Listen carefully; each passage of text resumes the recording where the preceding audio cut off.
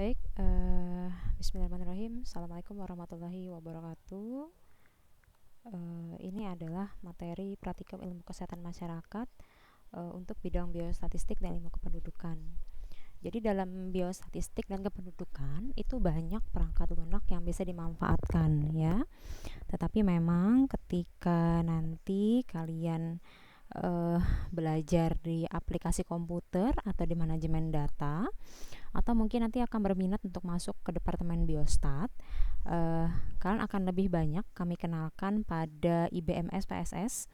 Jadi SPSS ini juga memiliki sintaks ya. Jadi kita bisa menuliskan, bukan menuliskan sih, tetapi memasukkan rumus komando seperti di Excel, atau mungkin langsung memasukkan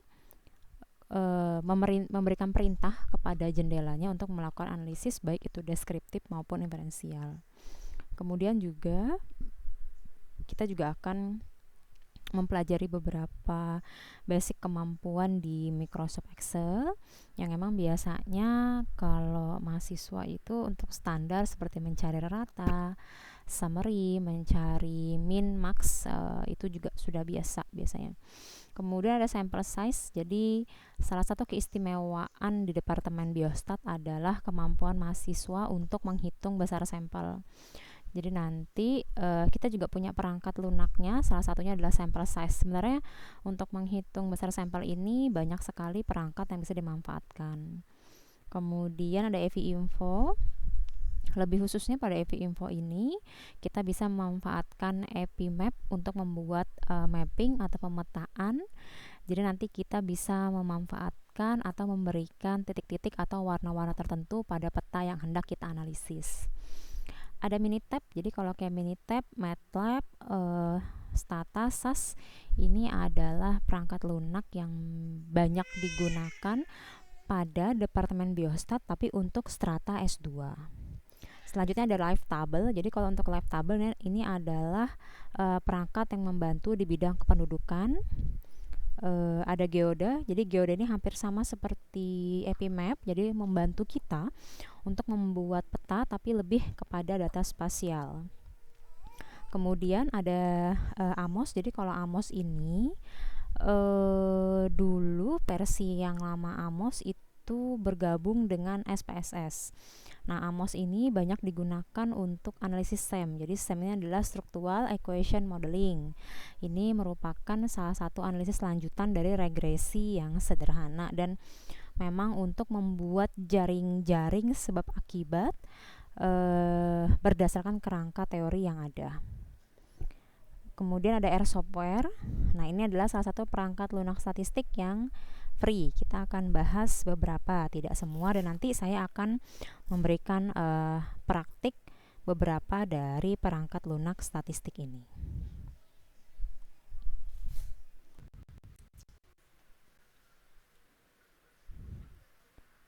Jadi ini adalah perangkat yang paling sering digunakan pada ilmu kesehatan masyarakat.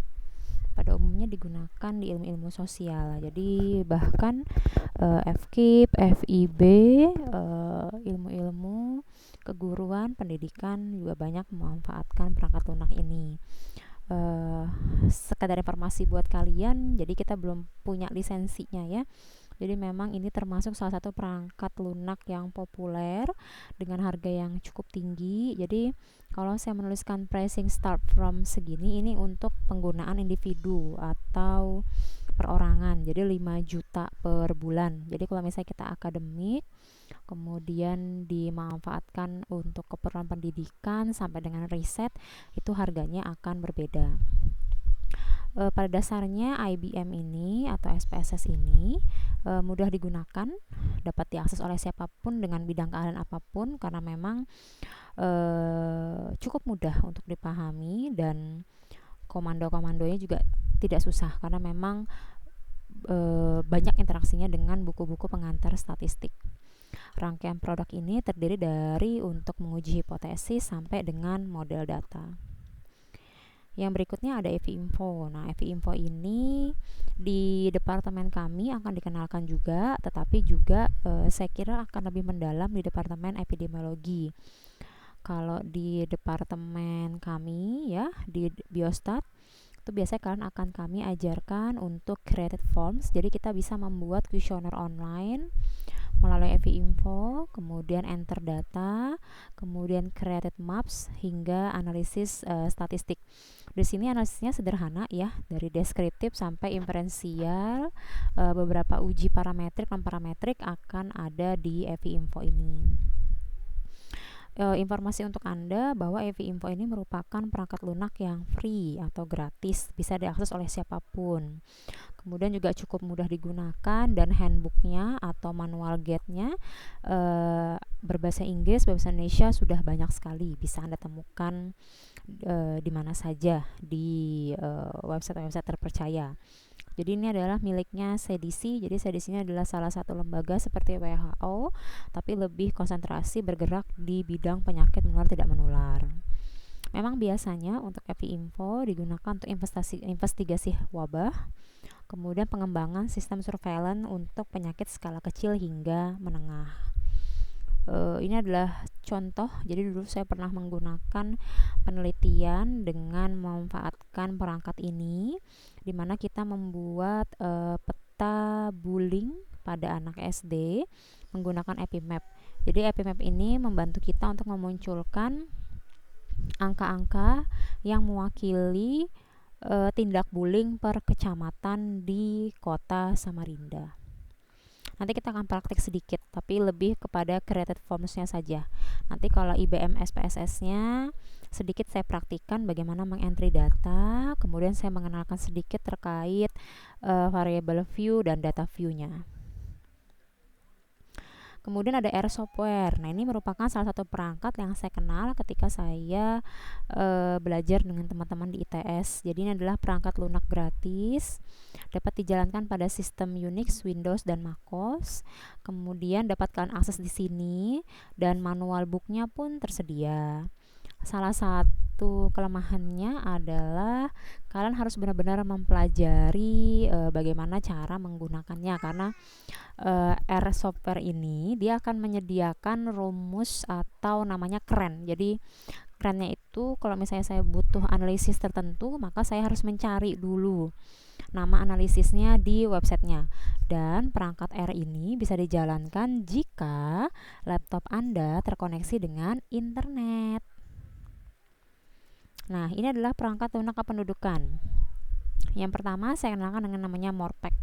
Jadi Morpec ini digunakan untuk mengetahui perhitungan-perhitungan terkait kependudukan seperti fertilitas, migrasi, kemudian ASR, ASFR, ya, angka kelahiran ibu, angka kematian ibu, angka kelahiran bayi, angka kelahiran bayi dan sebagainya, hal-hal yang berkait dengan kependudukan. Kemudian ada juga yang berbasis internet, namanya DHS program. Nah, DHS ini merupakan salah satu survei rutin di bawah USAID ya. Jadi ini memang banyak untuk data-data kependudukan. Jadi kalian kalau mau lihat ini lebih banyak mempelajarinya, bisa kamu buka di sini, beberapa data bisa diakses. Kalaupun tidak, kita bisa mengajukan permintaan. Jadi kita bisa memanfaatkannya. Di sini kita bisa mengetahui nih. Nanti biasanya ada petunjuknya ya di DHS program ini. Pada bagian bawah ini biasanya dia ada toolsnya gitu. Di sini saya ngeklik, kebetulan country-nya saya pilih Indonesia. Kemudian indikatornya total fertility. Nah, di sini kita bisa tahu bahwa survei DHS pada tahun 2017 di negara kita ya, total fertility-nya usia 15 sampai 49 tahun yang tidak berpendidikan 2,7. Pendidikan primary atau tingkat pertama, secondary, higher itu juga ada angka-angkanya 2,9, 2,5 sampai 2,3. Oke, selanjutnya saya akan mengajak kalian untuk melihat jendela dari program IBM SPSS. Pada SPSS ini kita punya data view dan variable view. Data view ini digunakan untuk mengisikan data pada variabel. pada bagian variable view kita akan membuat variabelnya. Jadi biasanya dari kuesioner, dari angket kita akan masukkan ke master data. Itu kenapa sekarang kebanyakan survei dilakukan secara online. Kalau secara online, maka nanti datanya sudah bisa kita rekap melalui Excel. Nanti sudah bisa kita ambil, kita import ya ke SPSS langsung. Nah, seperti ini. File import data, tinggal dipilih datanya dari mana. Biasanya kalau dari Google Form itu tersimpannya dalam format Excel. Tapi kalau misalnya kamu punya kuesioner atau angket yang berbentuk lembaran, kita bisa memasukkannya. Jadi name ini untuk nama variabel, tapi tidak boleh panjang-panjang. Jadi biasanya kalau kita membuat kuesioner atau angket, nanti akan ada dasarnya di Metil ya. Kalau membuat itu seperti biasa kita akan mengawal dengan karakteristik responden. Jadi karakteristik responden itu biasanya akan saya berikan label A. Jadi A karakteristik responden. Pada karakter itu ada nama, usia, jenis kelamin, pendidikan, suku, agama, dan lain-lain. Itu akan saya berikan numbering. Nah, maka misalnya saya ketik seperti ini, A.1. Di sini saya akan ketikkan nama responden. Kalau label itu boleh sepanjang-panjangnya ya. Kemudian nama responden itu tipenya bukan numerik, tapi kita memilih string. Dan kita mempertimbangkan nama responden itu panjang, maka kita berikan karakternya 500 misalnya. Oke. Selanjutnya misalnya A.2. Mohon maaf, di sini labelnya usia responden. Nah, karena usia dalam angka, maka kita pilih tipenya numerik. Selanjutnya seperti itu, A3.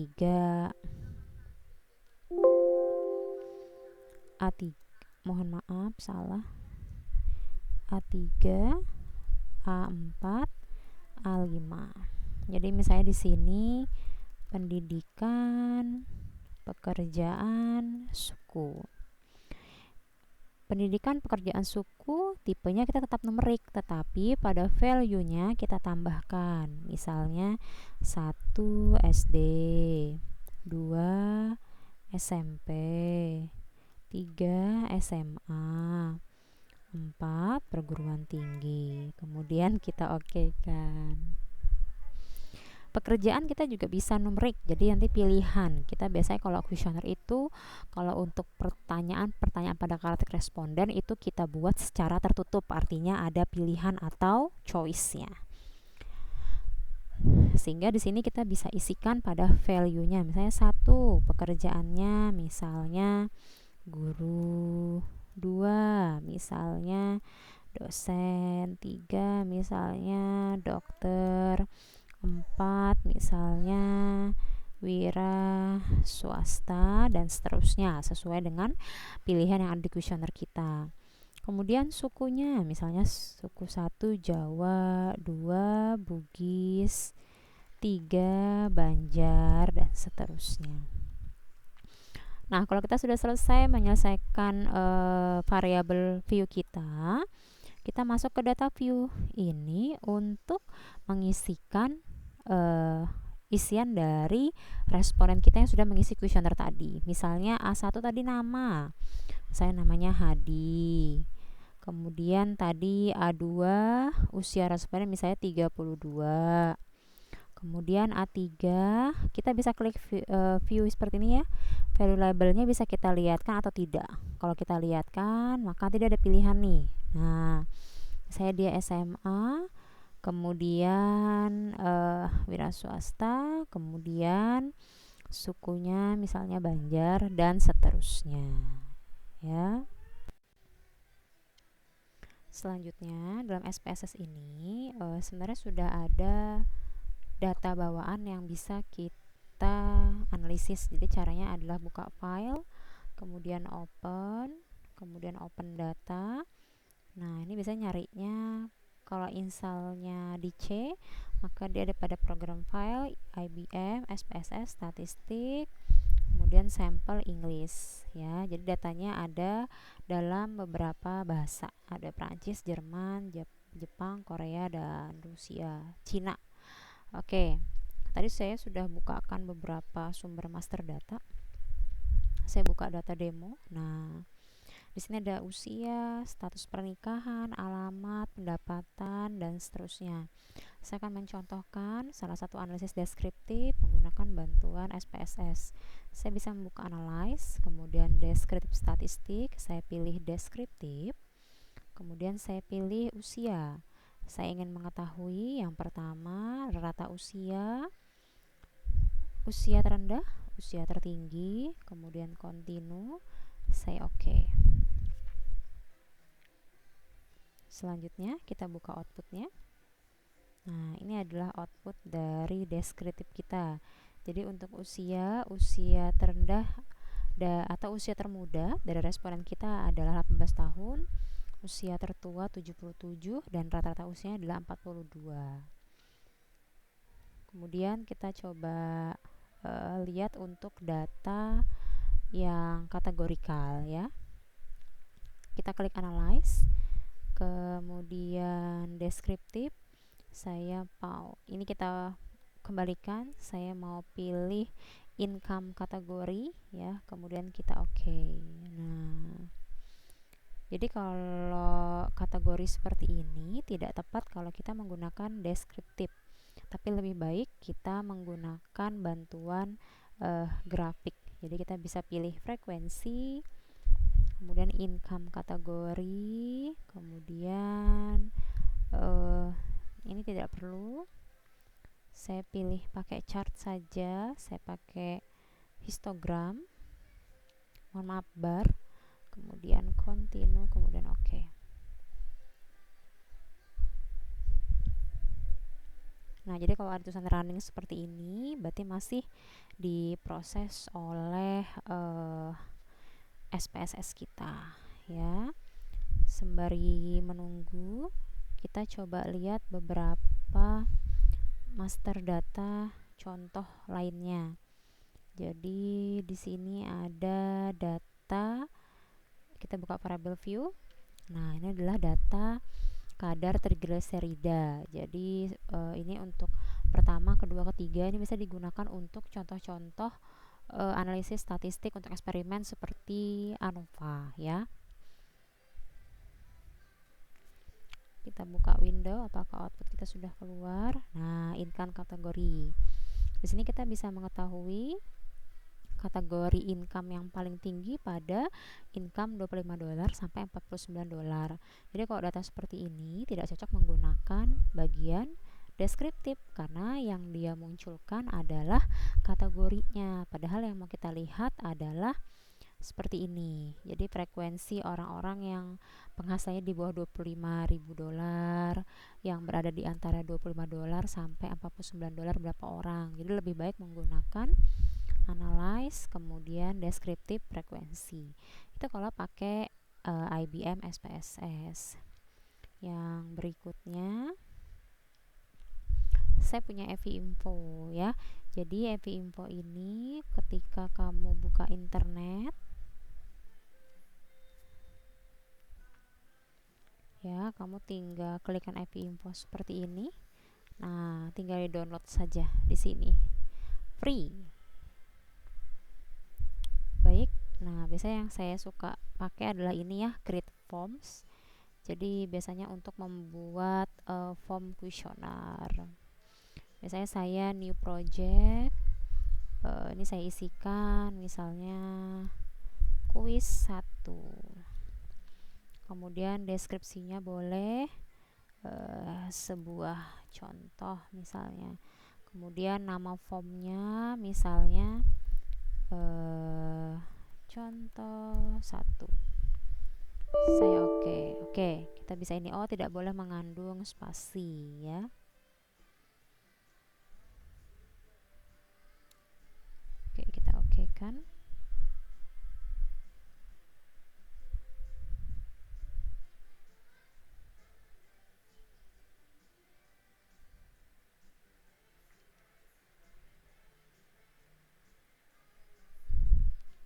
Oke, ini adalah form kita.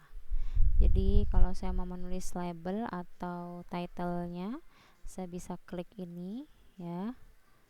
saya buat di sini.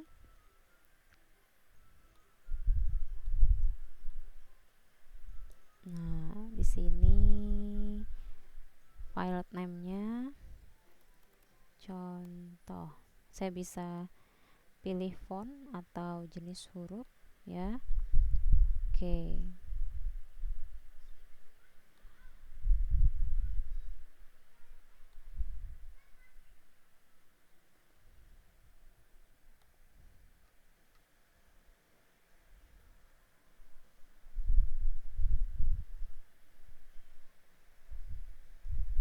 Ini tadi label atau title ya. Nah, kemudian di sini bisa yes or no atau option. Jadi saya klik option contohnya misalnya. Jadi jenis kelamin, file name, kemudian option definitionnya laki-laki, perempuan. Number of choice-nya bisa ditambah ya, tapi kalau jenis kelamin kan cuma 2. Kemudian oke. Nah, ini bisa di setting saja posisinya di mana. Kemudian misalnya kayak checkbox ya,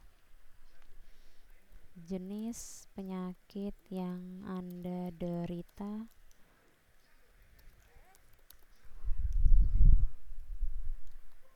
selama pandemi, misalnya file name-nya, kemudian repeat less ya.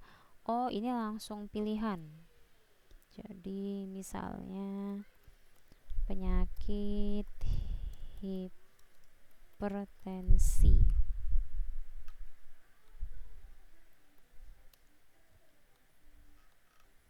Oke. Nah, misalnya kalau misalnya emang ternyata ini, kita boleh tambahkan teks ya.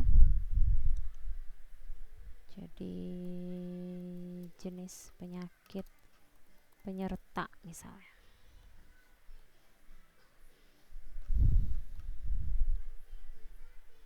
Nah, posisinya bisa di sini.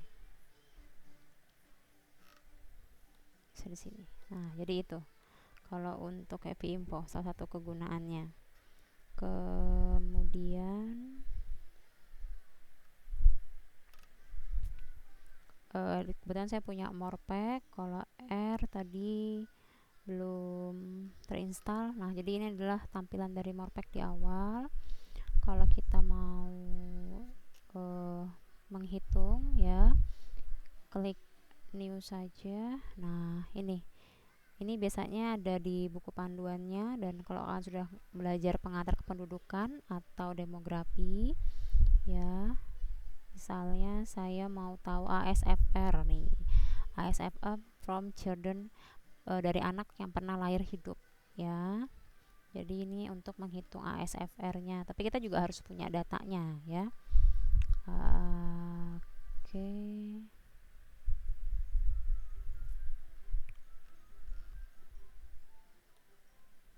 Jadi ini kalau misalnya memang kita pengen mengetahuinya, kita bisa open saja.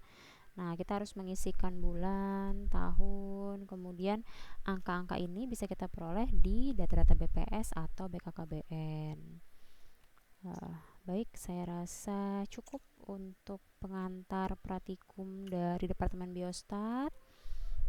Nanti kan ketika semakin naik semesternya, maka akan mendapatkan salah satu atau beberapa dari pelajaran dari perangkat lunak ini. Saya akhiri, terima kasih. Wassalamualaikum warahmatullahi wabarakatuh.